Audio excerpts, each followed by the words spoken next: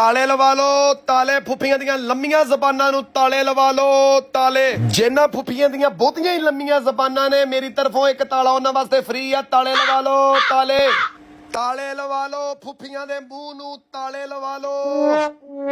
ਛੋਟਾ ਤਾਲਾ 500 ਰੁਪਏ ਦਾ, 2 ਮਹੀਨੇ ਦਾ ਤਾਲਾ 700 ਰੁਪਏ ਦਾ, 3 ਮਹੀਨੇ ਦਾ ਤਾਲਾ 1000 ਰੁਪਏ ਦਾ। ਫੁੱਫੀਆਂ ਦੇ ਮੂੰਹ ਨੂੰ ਤਾਲੇ ਲਵਾ ਲੋ ਤਾਲੇ ਲਵਾ ਲੋ।